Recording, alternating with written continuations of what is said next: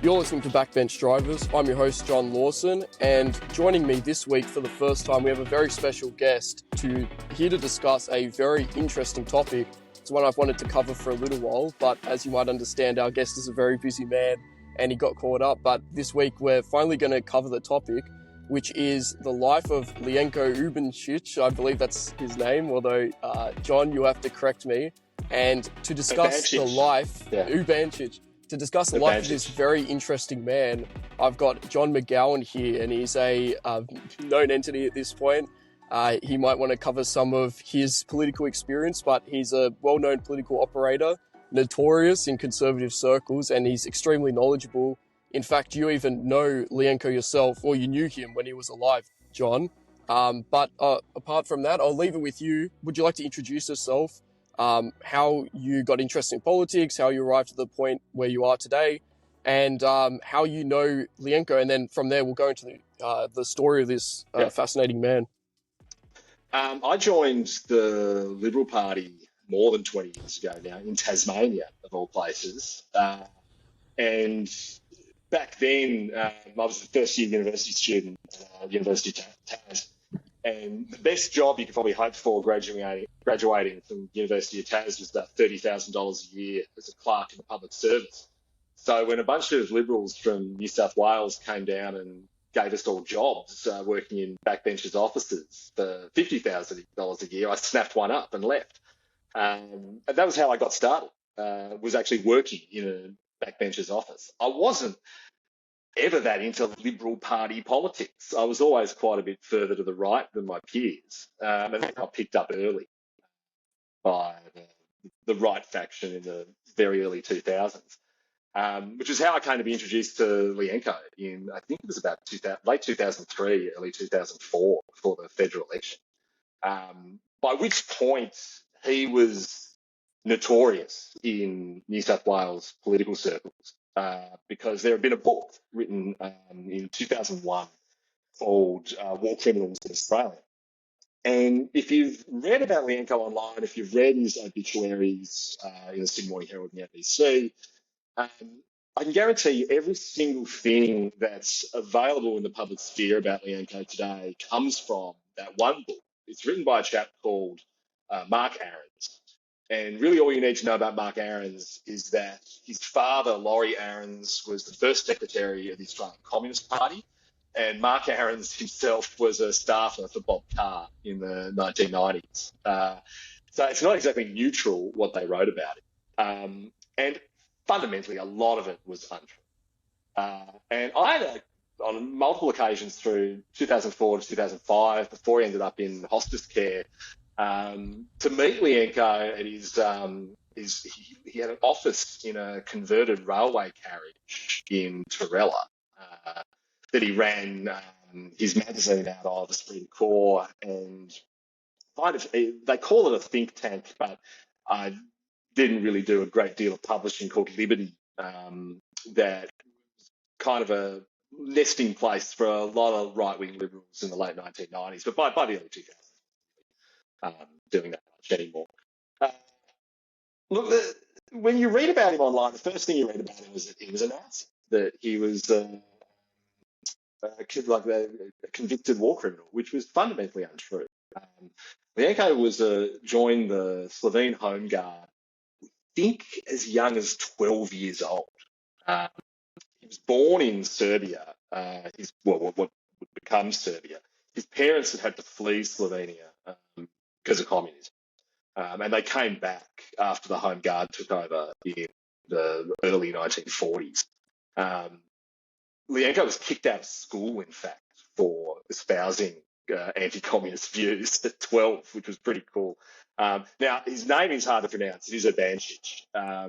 But I won't even try to pronounce some of the Slovenian words that come up across his life. The organisation he initially joined was, I think, called Zbor, and it was a kind of proto-nationalist Slovenian movement.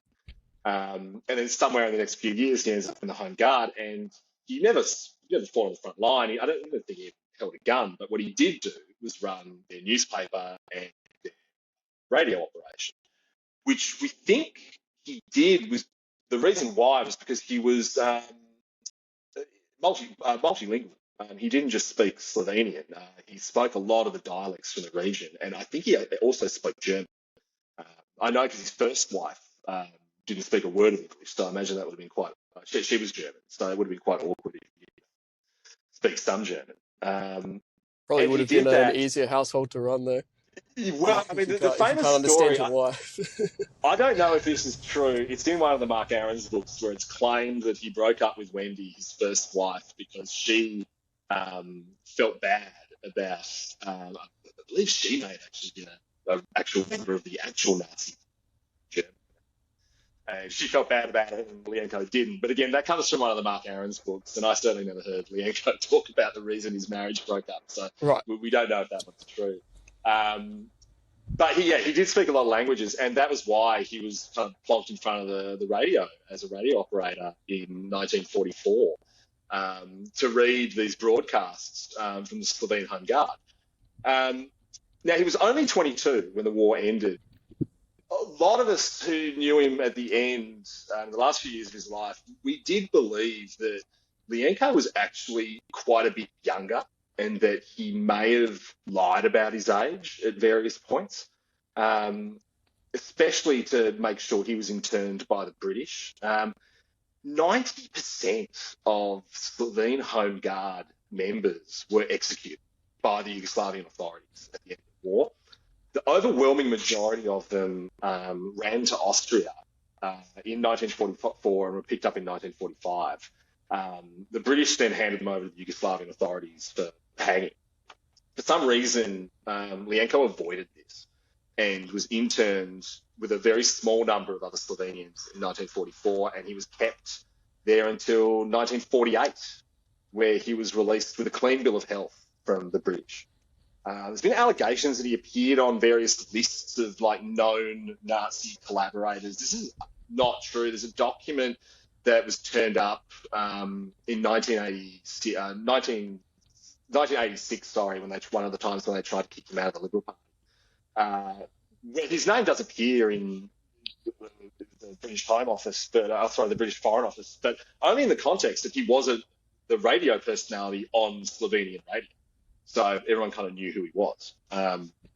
So he ends up in British custody and spends 4 years there, learns English, and is then not only freed without charge, but also given permission to travel first to England and then to Australia to work on the Snowy Hydro. So, if there was ever a question about his conduct in the war, I mean, I think the British probably did come to a positive conclusion on it in the 1940s. I don't think it's ironic that he himself was a propagandist and then was later the victim of quite a lot of left-wing propaganda in the late 1970s and 1980s. And there was never any real evidence that he was ever a war criminal or anything like that. In his own words, he says he never wore the uniform, he never swore the oath, which is interesting because the Slovene Home Guard quite famously all swore oaths to Hitler on his birthday in April 1942. And we don't think Lyenko might even have been 18 when that happened. So it's fairly unlikely he was a prominent member of the Slovene Home Guard. Having said that, though, he was a virulent anti-communist and it was spouting anti-communism right up until the day he died. So, his ideology was sound. It was the extent to which he ever was a fully functioning member of any of these organisations they associate him with. We would probably never know because he didn't talk about it that much. It all came to a head. That part of his life came to a head in 1979 when the Liberal Party first tried to kick him out. And maybe we're jumping ahead a couple of steps there. Could you? I want to talk about it later, but can I ask, how did he then make that leap from? He was involved in nationalist politics in his country, some of the most radical politics ever. Then he was a refugee. He came to Australia. Ostensibly a refugee. Worked on the Snowy Hydro. How did he end up then deciding he's going to get involved in Australian politics, and what was his motivation for doing so? So he comes to Sydney, and one of I mean, to be honest, even people who knew him extremely well, we never knew entirely what he did or how Lyenko made money. But Okay. one thing which I know just doesn't help the allegations, but I mean, it wasn't something we never really figured out how he made bank. But anyway, one thing we do know he did do was because he was an artist and a sculptor.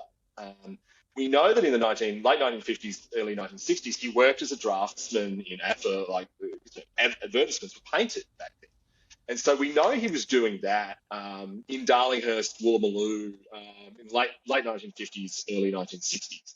And from and unfortunately, a lot of his peers in the party at that time, they were long dead by the time I even joined the party. But kind of third hand, we think that was how he first encountered the Liberals, was as a kind of networking thing, where he was trying to find more work because he would have been an independent contractor doing art for advertising companies and things like that. So we think that's how he first got involved. But by 1964, he's actually the branch president of the King's Cross branch. And this is when he first starts his serious political activity, which is really widening the net of members for the Liberals into these Eastern European migrant communities who were all sitting there watching things like the ALP split unfold and watching Australian culture just generally shift towards the left in the 1960s and not having a political home.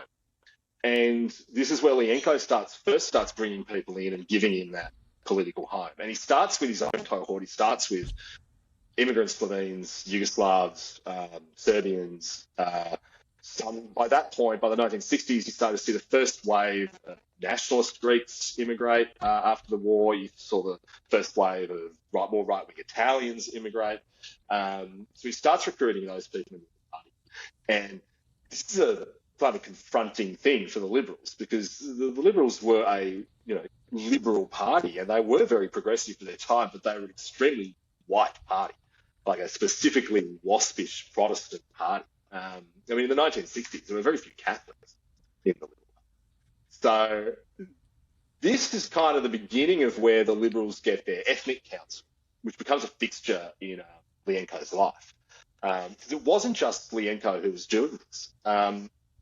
There were multiple, like the Italian community had people, the very early Lebanese community, the people who came out during the Civil War. Through the 1960s and 70s, you had a lot of disaffected immigrants, people who were disaffected by the rise of socialism in their own countries, looking for a political home and certainly not finding it with the ALP, even though they were working class and they might have been religiously aligned with. And even then, the ALP would have been a lot more right-wing than it is today. It would have been, in many ways, a lot more representative than the sort of elitist liberals at that time. Which they really were. At that point, they really, really were. And that's why he was so unusual. I would love to know the story of how he even ended up becoming the branch president in King's Cross, because the King's Cross Liberal Party branch at that time stretched all the way down to Paddington. Like, it stretched, I mean, I think it would have been the branch that, like, Lucy Turnbull's father, Tom Hughes, would have been in at the time. So no one has ever been able to explain to me how in 1964 he becomes the branch president. But that's really his jumping off point. And from there, between then and 1977, he moves to Five Dock, where he buys a house. And that becomes the centre of his political activism. He tries to get members elected to Five Dock. He tries to get people on council. He starts his magazine. His magazine starts, I think, in 1968, 69. The earliest issues we've seen of Esprit de Corps date back to then. And the Liberal Party's reaction is interesting at the time, because they've got this happening elsewhere. And so instead of just reflexively kicking Lyenko out and nipping it in the bud, they start the Liberal Ethnic Council. And the same idea that they kind of had with the Young Liberals and the Women's Council, which is to take all these troublemakers and dump them in a separate body, which sends delegates to state conference. So it does have some power, but to try and get them out of the party mainstream. Well, it seems like that always ends in that body that they try to create sort of mutating and becoming a life of its own. And like Yeah, people yeah, say that the most interesting part of the Liberals are the young Liberals because that's where all the drama happens. That's where some of the exactly. Yeah, fiercest fighting happens. And yeah. yeah, so it doesn't seem to solve the problem. It only exacerbates it, but pushes it out of the line of sight in some ways. So the way David Clark explains it is that sometime in 1976, Lyenko realizes that he's been locked out of running the Liberal Party from the actual Liberal Party branch infrastructure. But he counts up all the delegates that the Liberal Party sends to state conference from the Ethnic Council, from Women's Council, from the Young Liberals, and he realises he doesn't need to control the whole Liberal Party. He just needs to control the Ethnic Council, the Young Liberals, and the Women's Council, which incredibly by 1977 he does. And he gets himself, he becomes himself the president of Ethnic Council, which he would position he'd hold only for a few years before the allegations get there. And yet in that time, changes the entire face of the Liberal Party because for the first time, the Liberal Party has organised factions.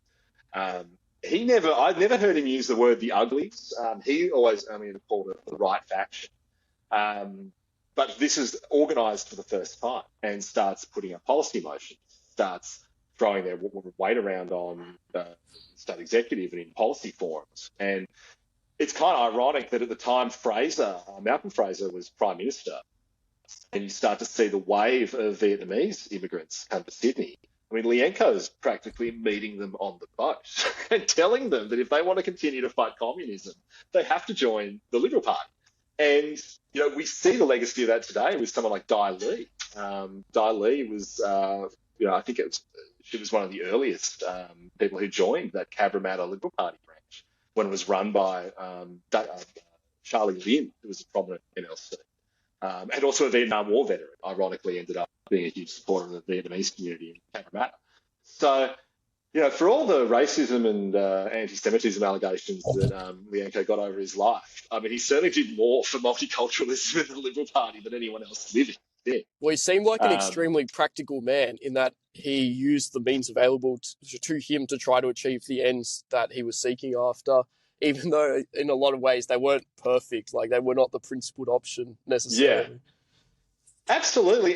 But I mean, a big part of it for all those guys from that era, and like when I've spoken to people also, I never met him, but people I've spoken to who knew B.A. Santa Maria and said the same thing, is that for that generation, the fight against communism was their whole reason for being. Like, that was why they got into politics. Everything they did in politics was about that. And it seems unusual to us now because we don't really associate state politics with that kind of policy. But you've got to remember at the time, the New South Wales Police Force had special branch.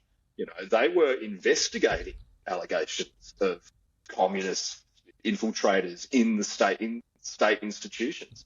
So this stuff was around, and it made just as much sense to be doing it in New South Wales as it did be doing it from a federal perspective. So it would have been a fascinating time to be alive. But unfortunately for Lyenko, it doesn't last that long. Well, just a quick question, John. Can I ask, did Lyenko have any relationship with Santa Maria at all? They did meet, yes. And I heard that they met through Tony Abbott sometime in the 1990s. Lyenko was Catholic. I knew that much, but he was not, unlike his acolyte David Clark and a lot of the people who came later. It wasn't that central to his kind of belief system, and a lot of the stuff that he focused on early on, the stuff around abortion, gay rights, etc. He wasn't coming at it from that fundamentalist religious perspective. He was one of the first people back in 2004, one of the first people I ever heard say the words cultural Marxism.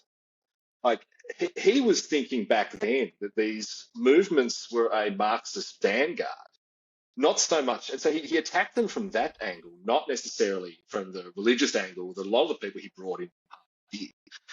So I do think that he did meet Santa Maria much later through Tony Abbott, but I don't think there's any evidence that they were corresponding or anything in the late 1970s or in the early 1980s. It might have been a much different world if they had got their heads together. maybe Yeah, started their right. own party or something, or if Lyenko had ended up joining the DLP. But yeah, by the early 1980s, the liberal rights dream run kind of comes to an end, and they make some very minor constitutional changes to limit that influence they can have on state council. And it becomes clear to the right wingers who decide to stay and really make a go of it in the Liberal Party that their movement is going to have to become very big if they're to have any influence. And this is where the big allegations of branch stacking start. Because to have any influence after that point, you needed a lot of members. You need a lot of members in a lot of branches. And so suddenly a lot of the guys that had already signed up in the late 1970s, you're signing up their kids, you're signing up their wives, you're signing up their grandparents, you're signing up, anyone you can get your hands on to try and maintain those delegates, to try and have that share of voice. And If for you read anyone in the audience who doesn't know what branch stacking is, could you just, in a short sentence or two, explain it? I mean, it's pretty basic concept. I imagine most will know, but just for anyone who doesn't. So the way most political parties work is that it's tiered democracy in the way that the US electoral college works, right? So you've got the branches elect delegates, the delegates go to a conference, the conference elects more delegates who then go to a national conference. So to get power in a political party, you need to have the numbers in the branch to get your delegates to go to the conference and cast the vote that you want to cast. And look, I mean, if you read the ABC and people like Fairfax, like Nick McKenzie, who cover this stuff, I mean, branch stacking sounds like the worst thing in the world. But back in the 1960s and 70s, then the 80s, I mean, a lot of these people they brought in were politically active. They wanted to be politically active. There were certainly the Labor Party would do things like walking the books, where they'd basically sign up people who'd never even heard of the ALP and move branch lists between branches and then do shady and illegal things. But that was never really a thing in the Liberal Party. In the Liberal Party, it was you found someone who, if they even hinted at having a political interest, you'd sign them up, you'd pay their membership fee, bring them to a meeting, and then they'd back your delegates to the next conference. That's not for me, is it? No, it's... Wouldn't be surprised though. Yeah. So that's basically what branch stacking is now. And it's only grown more commonplace since then. It's it's a pretty redundant accusation because everyone does it. It's so ubiquitous that you basically have to fall on the wrong side of someone in the party, in any of the parties, in order to be accused and then kicked out because of it. But I'll let you continue on. Sorry. Now, my experience of Lyenko in 2003, 2004 was that he was never a particularly big fan of it. And I mean, I think one of the first things he ever said to me was I a branch stack, and was I sincere, or was I just someone they were bringing along to cast a vote? And he was actually, the term he would use is low quality people. He always had an issue, I think, particularly with David Clark, just signing up anyone he could to get into branch meetings, and that he did kind of believe that the movement would rely on high quality people who were going to show up and work, less so the people who were just. And to comment on that, I think that his 1980s, tactic has borne more fruits, Lyenko's at least, in that he seems to have had a very lasting impact on, maybe he's not known to the broader public, but his legacy does echo on within the party and generations beyond that. I mean, we're still talking about him now. I don't know that's the case for the average branch stacker these days who's filling it up with personal relations or, people from their soccer team or something like that from their high school. So, in that way, I mean, to be fair, back in Lyenko's time, there were a lot more high-quality people interested in, the civics of their country, interested in participating in politics. Nowadays, you kind of have to sign up anyone if you're going to even be able to compete. But that's just an aside. I'll let you continue. Yeah. Well, you're exactly right. And it's interesting you say that about civics, because that's what I was going to say politics was back then. It was this civic pastime for a lot of people. And I mean, a lot of the criticism was levelled at the right, even into when I was young, first starting in the early 2000s. And if you go back to like 2001, when I think it was Patricia Forsyth, who was a former Upper House MP, lost her pre-selection. It might have been a bit later, 2003. And she went on Four Corners and did this big Four Corners piece targeting David Clark, Michael Danby, and Lyenko, Kyle Katazi, those people. The criticism was like all these little old ladies in branches who just saw it like a supper club were angry that all these people were showing up and voting them all out and bringing all their friends in. And but I mean, in a lot of cases, these guys were legitimately passionate about politics, and they joined these Liberal Party branches that were just supper clubs. They were just little old ladies bringing tea and scones and talking about how much they loved John Howard. They weren't doing anything. They weren't engaging in any political activism, whereas the right wingers really were, at least back in the early 2000s. So by the 1980s, you end up, and this, look, it's not just the right; it's the left have to do it as well. They kind of, become intertwined in that they both factions have to become more virulently factional just to survive, and both factions are also alive to the risk that there are elements within their factions that could split off and form another faction. So the machine, what was a lot of people who are really passionate ideologically, eventually just becomes this factional machine. By the early 2000s, but by the time Lyenko passes away in early 2006, I mean, there's a whole chunk of the right who, I mean, fundamentally don't know what they're even fighting for anymore. And they can be forgiven for that because the Soviet Union collapses in 1994. So anti-communism was not the rallying call for the average liberal right-winger in the early 2000s that it once was. A lot of the big kind of Catholic conservative arguments have either been lost or haven't happened yet. And so that's kind of where the beginning of a whole other split in the right, which is famously led by David Clark's acolyte, Alex Hawke, which is probably worth a whole other episode. You probably need someone from the centre right as opposed Maybe to we'll do the a series, hard huh? right. To talk on that. But and that happens, actually in the wake of Lyenko's death. Sadly, Lyenko dies February 2006, and the state council meeting where the hard right kind of comes back before the 2007 election is a few months after that.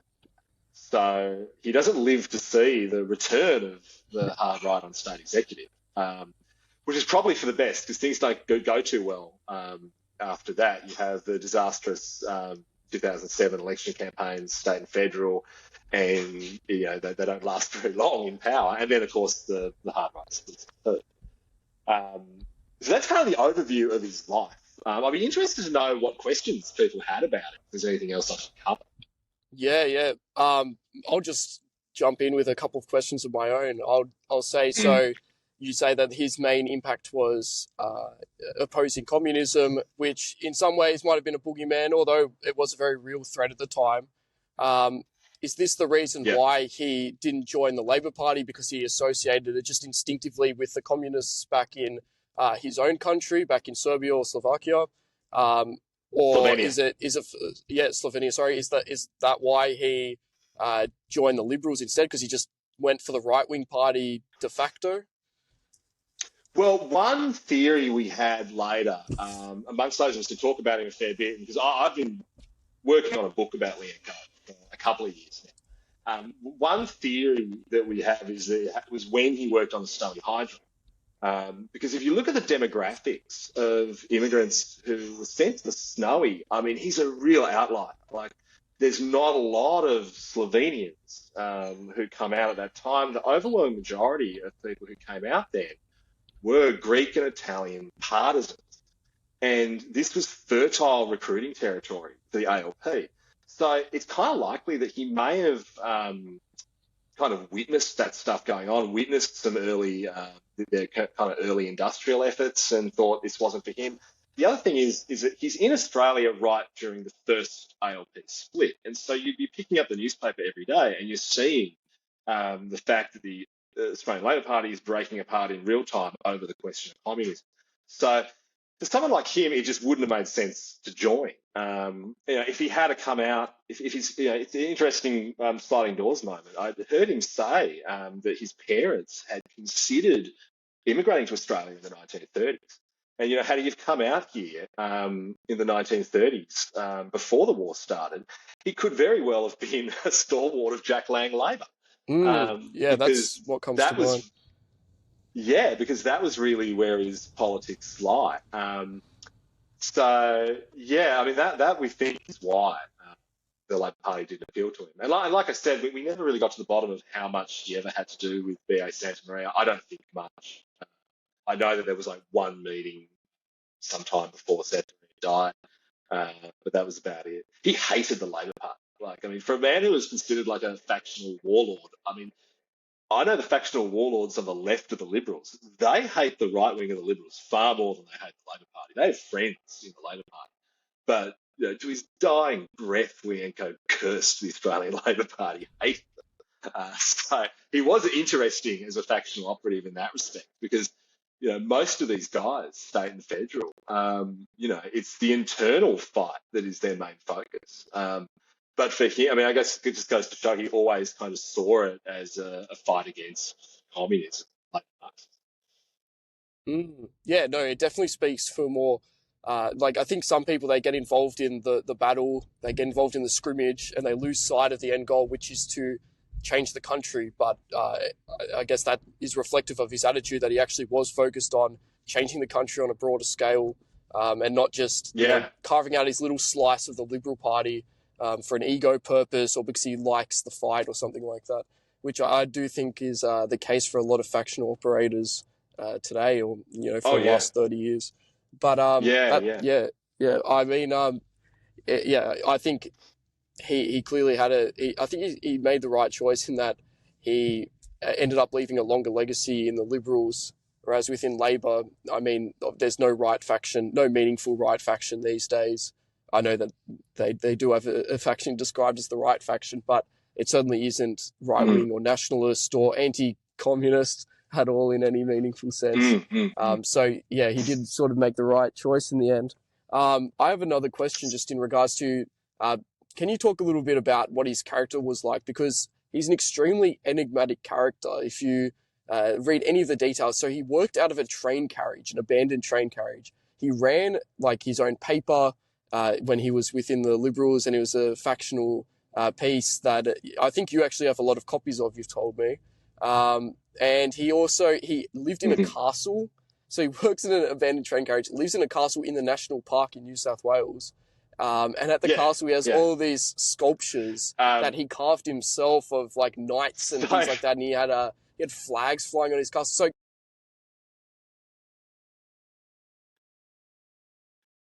sorry, it's breaking up a little bit. I can't quite hear you. But I got, yeah, I missed a little bit of it. I get the gist of it.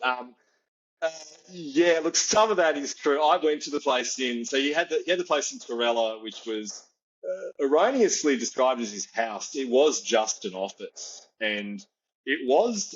And it's funny too because I don't know if you've seen the photographs of him that featured in some of the Sydney Morning Herald articles.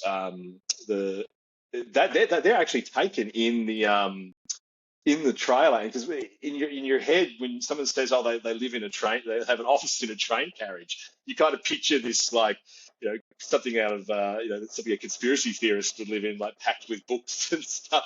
But it was, yeah, yeah, yeah, yeah.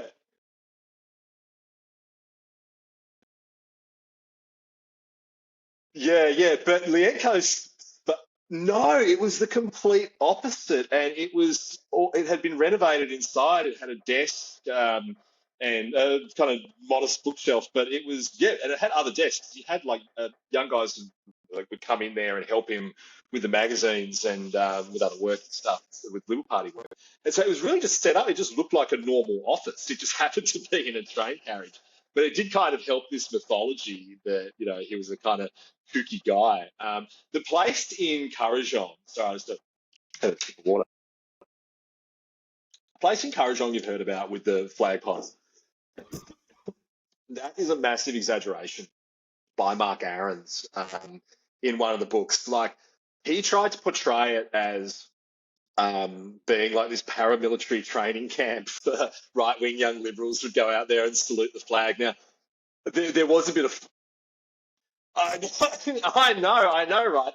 And unfortunately, look, it was true insofar as like young liberals did go out there because for campaigning on the Central Coast, I mean, the Central Coast and to a lesser extent the Hunter Valley was for a long time power based for the right of the Liberal Party. It was where Chris Harcher came from.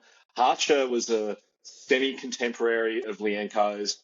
He really ran the Catholic right of the Liberal Party until David Clark properly ascended. He was the member for Gosford for many years. I was actually the member for Terrigal for many years. Actually, the member for Terrigal in that 1980s period when they were trying to kick Lyenko out. And so when you would go up to the Central Coast to campaign, everyone would go to Lyenko's house. And so you would have a bunch of young Liberal guys out there. And of course they would salute the flag. But yeah, it wasn't like a kind of paramilitary training camp or anything. It was very castle-like. But yeah, it wasn't. I think he just dropped out. That's right. That's right. Yeah, it's okay. Yeah, I think what I was saying was, yeah, it was a little bit castle-like, but it certainly wasn't a paramilitary training camp. Interesting thing that I was asking a contemporary of mine about it who had been out there, and he said one of the most interesting things about the property was he had a Union Jack, and he had two flagpoles. He had the Australian flag and he had a Union Jack. And he would occasionally throw up a Slovenian flag or something, but it was the Union Jack was always up there, which was kind of unusual because he's published newspaper articles from the 1940s and from his radio recordings, he's scathing of the British, and the British interned him for 4 years. I can't imagine it was very pleasant to be in a British internment camp in what was about to become the Yugoslav Republic. So it is odd that he was a monarchist later in life, and that was certainly the position of the right of the Liberal Party. But like you said, it might have been one of those kind of convenient things, compromises that one had to make to secure political support. A lot of people talked about him being very dour and very stern character, but that's certainly he was pretty prickly, but he was very funny. And he was, he wasn't the kind of creepy person that the left made him out to be.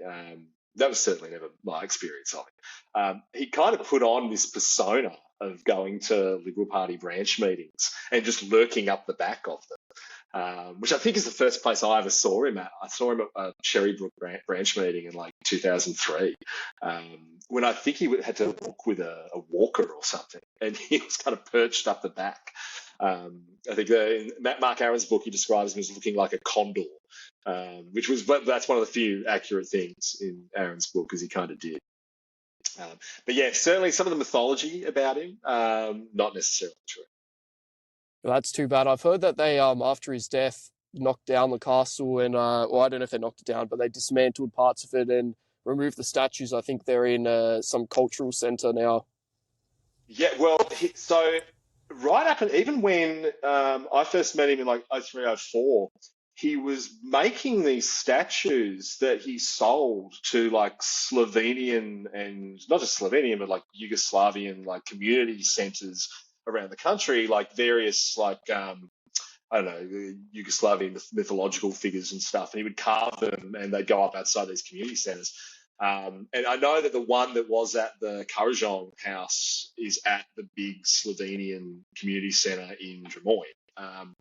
But at where his train carriage was in Torella, out like he had like half sculpt. He would sculpt things in plaster and then sell them to like concrete places, which would then make concrete sculpts out of them.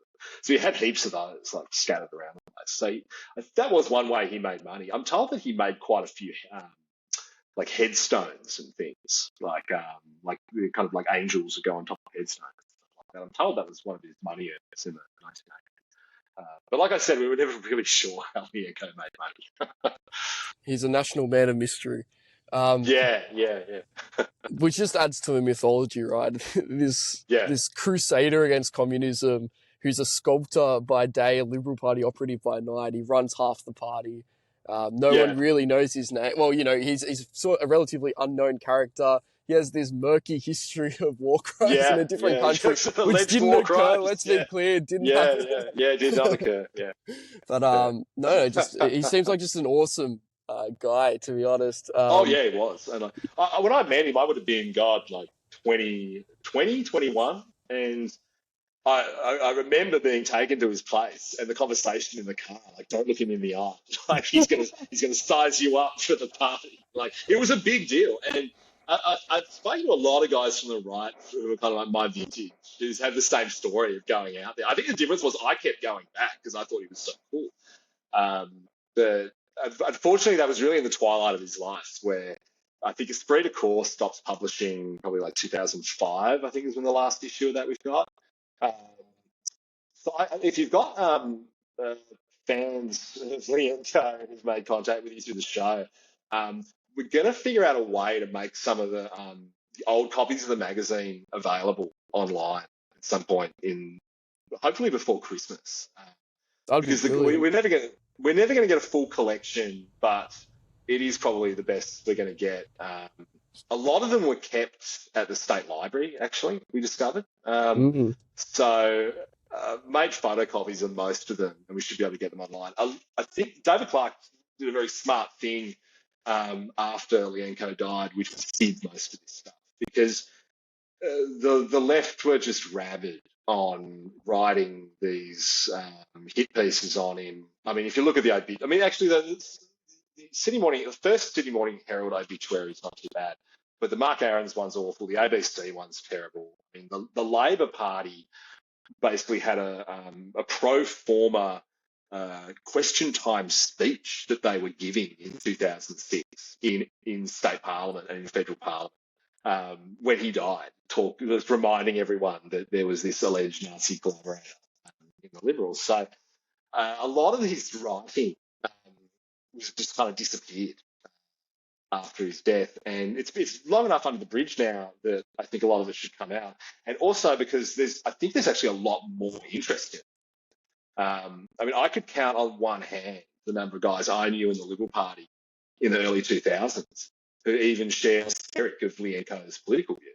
Whereas today, we go on Twitter and there's thousands of us who I think would be really interested in reading this stuff and reading about the evolution of, the kind of proto-nationalism of the Liberal Party in the 1970s and where the Liberal Party then ends up in the 2000s.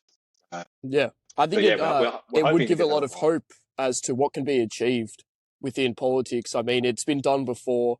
Unfortunately, like you were telling me before the podcast, he passed away before he could really see the fruits of his labours, and then none of Yeah, his successors seem to really live up to his ability or his principle. yeah, Unfortunately, I mean, you've talked a lot about David Clark, who's his successor, and then Clark obviously had Hawke, and it just seems like each generation it got a little bit yeah, less principled as it got more yeah. successful, ironically. But I And mean, like, and maybe we should do yeah, a series, or maybe we shouldn't dive into Clark or Hawke too much here because I mean, you know yeah. so much, you know the behind the scenes on all of these guys. Maybe we should do a series. I mean, this episode We it's not can even finished yet, but it's awesome so far. I mean, we could definitely do that. we can probably find. We might be able to find one of those center right guys who's since quit, and because I think that'd probably be quite interesting. Like, get me and one of the center right guys to talk That through would be what brilliant. happened from But 2007 to 2019. we maybe we'll do like a 3-part series or something like that if people like this episode. So just to bring it around to my final question before we jump into some questions that the audience has left us, I do want to ask you, what do you think is the most lasting element of Lyenko's legacy, if you believe that there is one today? Definitely, it was definitely the conservatism of the federal MPs that came through it was the character of conservatism that Australian MPs had in the late 1980s, 1990s. Were it not for Lyenko and not for the New South Wales right faction, their influence on who was pre-selected to go to Canberra, we would have ended up with the same kind of post-Thatcher, post-Reagan politics that the rest of the Anglosphere did. It was because of this, real hardening of the conservative character of the Liberal Party under Lyenko and later David Clark that you kind of they don't go that extra step into the kind of real neoliberalism we saw out of a lot of our neighbours, a lot of the rest of the G20 countries. John Howard himself is really part of that legacy. That kind of more sensible conservatism, the balance that we end up getting, is really because the hard right were there. Had they not been there, we probably would have ended up with Andrew Peacock running in 1996, and whether or not he'd be successful, who knows? So that's really his biggest legacy. I mean, unfortunately, by the 2000s, I mean, the hard right of the Liberal Party fragments so much that really that legacy probably no longer exists. But at least for that period of time, the character of conservatism, people like whether it was John Howard, Bill Heffernan, definitely, I think you could trace back to the influence of the hard right over pre-selection. Yeah. Was Lyenko ever interested in being a leader within the party publicly, as in running for any leadership position? Or I know that you said he was on the Ethnic Council, but for example, as a minister or as potentially prime minister, I mean, that's kind of hard to even imagine. But No. he was Apparently always never the factional was. guy. No, he never was. And I mean, a big part of it was he did speak with an accent. He had quite a heavy accent, and I always wondered, was it the fact that he didn't believe he could get elected, or if he just made the decision that he wasn't the right fit. But I mean, look, his accent probably would have been a struggle, but then he didn't live long enough to see Christina Keneally become Premier of New South Wales. So anything's possible when you've got an American. So it might have just been that, but no, he never expressed an interest in actually running. And interestingly too, he never really pushed individual candidates for spots. He left that to Clark a lot of the time. He gathered together the numbers. He built the factional infrastructure. But there's actually not a lot of evidence of Lyenko ever really picking a candidate and pushing them himself very hard. So in that respect, I think in his mind, it was about changing the party itself. It wasn't necessarily about always winning the pre-selection. Okay.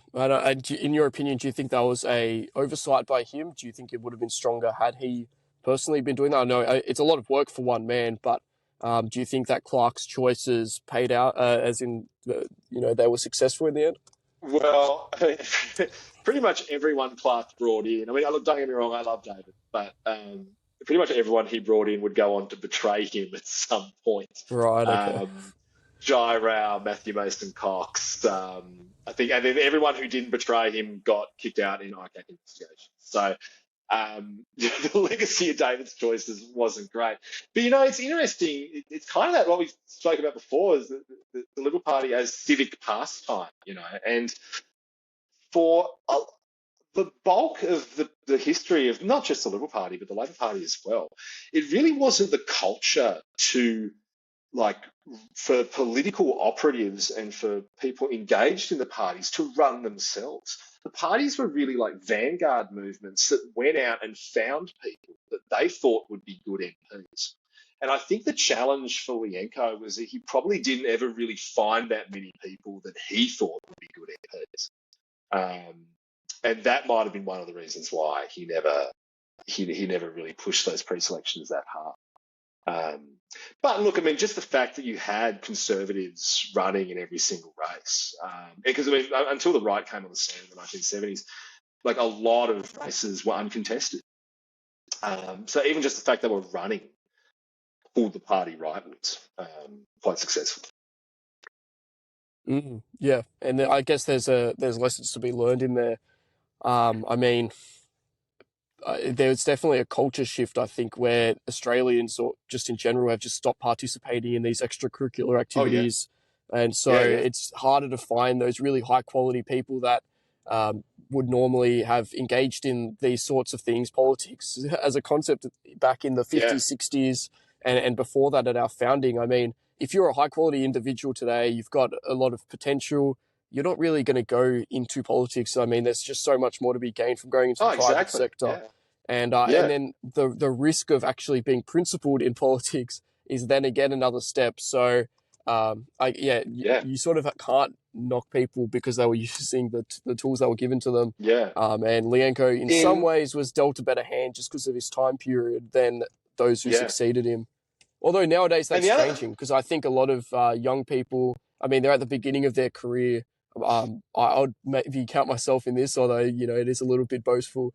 But we're at the beginning of our career, and we're like we're upward bound, but we're still interested in politics for a more principled reason, and trying to find an outlet for that. The Liberal Party yeah. isn't always the route that those people go down, just because of how just fallen apart it has become. Oh, yeah. But One thing to yeah, remember continue. about back then, too, was in the early 1960s, I think the high watermark for Liberal Party membership, I've heard a figure as high as 50,000. So you could bring in a lot of new members and they would go unnoticed. I mean, today, I've heard figures as low as 3,000 for active New South Wales Liberal Party members. Um, And in the so, young Liberals, I've heard numbers as low, like as in low hundreds, in terms of yeah, actual yeah, yeah, I active wouldn't be members surprised. I would nationwide. not be surprised. Yeah. Yeah. I think it goes up a little bit if you include the university clubs, but like in terms of actual party members, yeah, it's so far down. So yeah, it was really just a totally different time. And guys have found this, when there was attempts to get, nationalists to join the National Party a few years ago. The problem with having low party memberships is even when you're not branch stacking, when you're just finding genuine people who want to be involved in politics. Let's say you find 10 of them and you bring them into the party. Well, you have just stacked the party. It becomes this problem where the parties want to grow their voter bases, but if you bring enough people in, you're going to be accused of taking it over. So it's going to be very hard to overcome that. The parties kind of themselves need to change their constitutions, I think, and that's one way maybe you can get people more involved. Because right now, why would you get involved with a movement where you're not going to have a lot of say for a long time, for a couple of years? Because that's really the blunt instrument they've used to stop people stacking out the Liberal Party. Is now you've got to be in the party for 2 years, go to a certain number of meetings before you can actually be able to really contribute. Which, if you're a young guy, if you're 19, 20, do you really want to wait that long before you can start, going to state conferences and voting on motions and things like that, or even run? So that's a problem they've got to reconcile. I don't think there should be that much focus on branch stacking anymore when like you said, they've got low hundreds in the young Liberals. Yeah. Fascinating. Um, yeah, it's changed so much. It's hard to even imagine how it would have been Mm. back when he joined up. And, he's got genuine, like, like you were saying, partisans from Italy, Greece, Yeah. that they're like men that have fought in battles and things like that. And they're signing up for a political party. It's just, you don't get that kind of quality anymore. But Oh, no. Yeah. yeah. If you've got anything to add it now, and then we'll move on to the questions from the audience. If No, you I'm all good, mate. I'm all good. I've probably got to get perfect. going in about 10 minutes. I would like to Okay, get well the then, audience yeah, it questions shouldn't done and take wrapped too up. long. Yeah, we'll wrap it up quickly. So this week we've opened up the floor to viewers of the show to submit questions, provided that they are paying subscribers to the National Observer. And our most generous donator so far is at JL61 __ on X. So go follow him. Will do. Who has submitted a couple of questions this week. And the first one he asked was, why was the Liberal Ethnic Council dissolved in 1980? So it wasn't. The Ethnic Council, as it was known, was dissolved mostly because of the fiasco over Lyenko.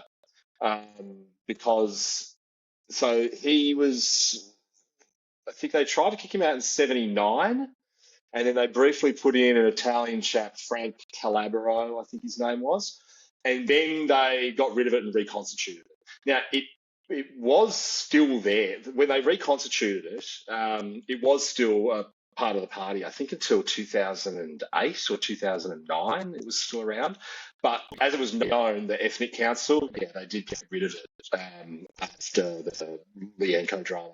And a big reason they did that is, I think, was they wanted to get rid of a lot of Lyenko's supporters, which kind of failed because then they just went out and became more active in the rest of the Liberal Party. Yeah, the quarantining didn't work in that way. But No, yeah, it did no, not that's work. Yeah. fascinating. Yeah, I think that gives a little insight, and I won't dwell too long because we're short on time. But it gives a little insight into just how rules work within the major political parties. In that it's not based on principle, it's not based on ideology. It's not because they decided multiculturalism was bad or something. The left wing faction of the Yeah. Liberal Party. It's because they figured they could win a factional battle by getting rid of an institution. Maybe that seems obvious to anyone that's involved in politics, or reads it regularly, reads about it in news articles. But to the outsider, they'll think, oh, it's a very established organization. It's prestigious. They'll have all formal procedures. But no, it's whoever has power, whoever has the votes, they control the party, and they'll rig everything else. Yeah. From JL. He asked, "What was Urbanchich?" Sorry, I've forgotten how to pronounce his name again. Can you? What was it? Urbanchich's relationship. Yeah. What was Urbanchich's relationship with Malcolm Fraser like, and did it change when Fraser became PM, given he was the architect of modern Australian multiculturalism? Right, there's a lot of stuff we dug up from old issues of Esprit de Corps and also just from like Liberal Party publications from around that period. Like, he probably met Malcolm Fraser more than any other leader because Fraser was going to so many Liberal Party multicultural events, but we don't think he ever had like a real problem with Fraser. The only real immigration issue of Fraser's that he ever got particularly involved in was the Vietnamese refugee issue, which from Lyenko's perspective, he was a big supporter of simply because all those people were virulent anti-communists. And so I know even a lot of the reporting around Lyenko says he's racist and anti-Semitic, but I can tell you from experience, he was really only anti-Semitic. He was not racist at all about he had young guys working for him who were Filipinos and Chinese guys. Was he In fact, anti-immigration or anti-multiculturalism in any respect? I mean, I imagine anyone that is a right-winger today can recognise what the harm that's been done to Australia, but do you think that was evident back then, and was that a concern of his? He wrote extensively about his support for, I don't recall him ever using the words white Australia policy, but he did write extensively about his support for the dictation test. And I think particularly because, he learned how to speak fluent English in 2 years. And came to Australia in 1950 already able to speak fluent English. And he passed the dictation test himself. Even in the 1990s and early 2000s, he was still writing about, how the dictation test was central to who we allow into the country. And it's interesting because, like, so many of the Asian communities that he engaged with and got brought into the Liberal Party, well, the one thing those communities all have in common is some kind of, European colonial history, whether it's the Filipinos with American history or the Vietnamese with French. So his relationship with migration was a little bit different, I think, to our idea of like Liberal Party nationalists today and their relationship to migration. But yeah, I never saw him say, certainly in all his writings, he was never racist. He never expressed any views like that. But he did believe that the dictation test was central to Australia's migration policy as to who you let into the country, which is a fairly, controversial thing to say now, because the dictation test is central. Yeah, and just to give context, like you said, the dictation test was the means by which white Australia was implemented. I mean, there was no part in the Constitution that said that only white people can be admitted to Australia, but simply it was just enforced by not admitting anyone who couldn't speak a selected language by a particular officer into the country if he deemed you not white enough. But thanks for that answer. We'll just move on to the final question and then we'll wrap it up. What was Urbanchich's view on Pauline Hanson and One Nation Party? Now that'll be interesting. She was kind of dropped out of the news a little bit when I met him. Because, of course, she was kind of hit a zenith in 96 to 99. When I met Lyenko and was hanging out with him, that was the period Pauline was actually in prison. That was remember that period where they got her on. Yeah. No, it was unjust. It was unjust. Yeah. Well, it was a stitcher. So he really didn't talk a lot about it. Although, interestingly, I did have conversations with him about some of the other right-wing minor parties, because Australia First were running occasionally back then, not always. I think they ran in the 2003 state election in a couple of spots. And they may even have run up in the Central Coast, which is why he was interested in it. But yeah, One Nation, unfortunately, wasn't really a big thing back then, so we didn't really get to hear his feedback. And honestly, for those of us in politics back then, we didn't know whether One Nation would ever make a resurgence after Hanson's legal trouble. So I think a lot of what was being talked about back then was would there be another right-wing political party emerge in the early 2000s? But I mean, by 2004, yes, Howard wins the biggest landslide in Liberal history. And I guess for a lot of people, I mean, myself included at that time, who may have had views that we do need other alternatives. I mean, the Liberal Party was just a conservative monolith by then. Certainly isn't that today. But yes, unfortunately, I didn't really get to hear much from him about One Nation. It would have been interesting to know what he'd said about them in 98, 99. Unfortunately, it's one of the two of the gaps we have in old issues of esprit de corps are 98, 99, and also, unfortunately, 1996. So the other interesting cause that I think a lot of us care about, which of course is gun laws. We don't really have anything in his writing from 96 to know what he said about the National Firearms Agreement. So yeah, those One Nation and that are two of the big gaps that I don't know the answer to, unfortunately. Yeah. All right. Well, I mean, I suppose as a New South Wales man, it wouldn't have impacted him very much, being that it seems like it's mainly a Queensland phenomenon. Even back then it was. Remember David Oldfield. David Oldfield ran One right. Nation in New South Wales, and I think he comes into the New South Wales Parliament. I can't remember off the top of my head. My laptop's in front of me, it's flat, but it would have been around that time Oldfield came, and I don't recall Lyenko ever saying anything about Oldfield. But Oldfield loved Lyenko. And spoke a lot about him quite glowingly. So he may have had a good relationship with him. And the New South Wales the New South Wales branch of One Nation was a bit different. It was Oldfield and the Clifford brothers on the Central Coast were quite central to it. So Lyenko may have had relationships with those guys actually that we don't know about. But as we go through more of his papers, maybe that is something we'll find out. Well, I feel like I have so many questions to ask, but I know you have to go. Can I ask just one final question? You did mention he talked about Australia First Party a little bit. I mean, they've been disgraced since then. What was his opinions at the time? Terrible. And he used to talk. One thing he did talk a lot about, would always raise in private conversation with regard to elections, is, of course, the fact that the National Socialist Party ran twice in 1976 and 1977 and got I think it was 1.1% and 1.3% of the primary vote.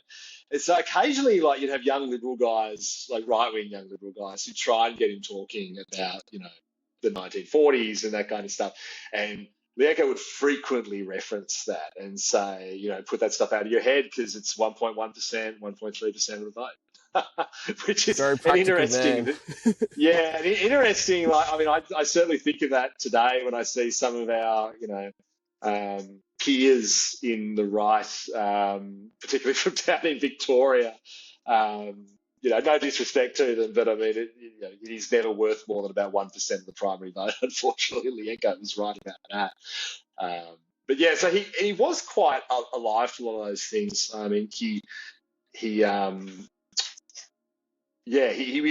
I think he understood that he was part of a larger legacy of right-wing figures in Australian politics. So I'd be interested to know if you ever met Jim Salim, because they both lived on the Central Coast at the same time. They were both very active in politics at the same time. I mean, I would have thought if I had have ever met, some ABC journalists would have done an entire Four Corners series on it. But now that now that Lyenko's passed, I mean, I was thinking that might be something we could find in his old papers. But yeah, there's no evidence that he did. But he certainly was aware of all those figures who were around at that time, and kind of reflected on whether they were politically viable. Any word on Graham Campbell? I know I'm just dragging it out further and further, but I have to ask. Yeah, no, actually, that's something we could probably look up. I mean, because one thing he did in Esprit de Corps a lot was he reviewed other people's work. And so he would get newsletters that I'd never even heard of. He would have a photocopy, like a little photocopy of them. It's kind of like the very early version of what you now see on YouTube, where guys are do reaction videos. Like some of the newsletters are literally just Lyenko reacting to stuff in other guys' reacting to worst political pamphlet ever published by Jim Salim. Yeah. There's a lot of that stuff, and unfortunately, because there were so many of these newsletters around at that time, I don't know half of them, and so many people who do know it either dead or they're left-wing academics who I'd never want to show them to. Figuring that's out, the trouble, right? So much of the right-wing history in the country, some of the best work, or at least the most, thorough work, has been done by these left-wingers who just totally, at the same time, distort all of the amazing research that they do. Yeah. Which is such a shame. I said, I mean, everything you've ever read about Lyenko is written by Mark Aarons, a paid-up member of the Australian Communist Party, who disappeared off the map in 2006 after the ABC did that. They did that Dynasties series. Yeah, they did one on him about his ASIO file coming out and how he was a communist activist in the 1970s. He's the guy we rely on for so much information about Lyenko. And unfortunately, him and David Clark did have a falling out towards sometime in late 2005. I've never really got to the bottom of what it's about. And he was really the guy that was closest to him through a lot of those years and knows the most about him. So without that kind of brain's trust, there are a lot of gaps missing. And so, yeah, his papers are really all that we have. Well, look, hopefully this is just the start of what might be a new light shining on the legacy of Lyenko. I mean, I can't really take credit for that, but you coming on, giving this information, hopefully we'll continue this series. Maybe we'll talk a little bit about the history of the liberal right faction. Yeah. I mean, we hinted at that earlier in the episode. I'm looking forward to your book upcoming. Hopefully that won't take too long, and we'll find a way to get these. We'll find a way to get these papers out. Lyenko's publications.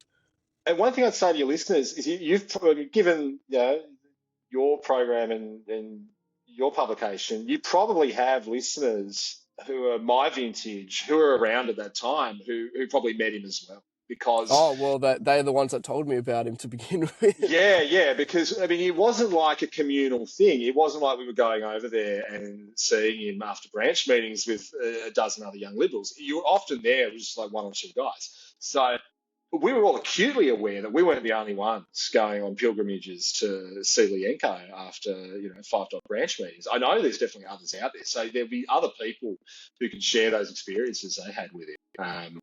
And find out, maybe get some of the gaps in his history.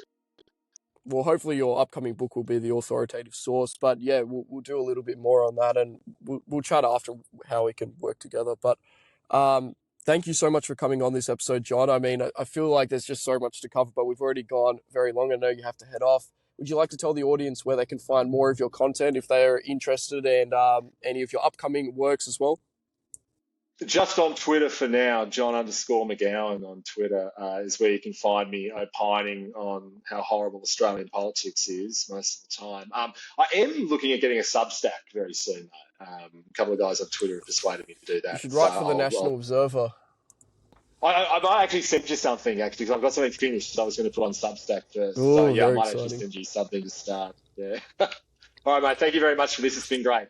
Thank you. Yeah, everyone else, go check out thenationalobserver.co. And thank you very much to JL61____, who generously donated and continues to donate and was able to send in that question this week. If you'd like to do the same, consider supporting the National Observer over on thenationalobserver.co. Aside from that, you can find all of our social media, various places, and my personal social media at JohnLawson_TNO on most platforms. But thank you very much for joining us, John. Have a great rest of your week, and I'll leave you with that. Thanks, brother. It was great. See ya.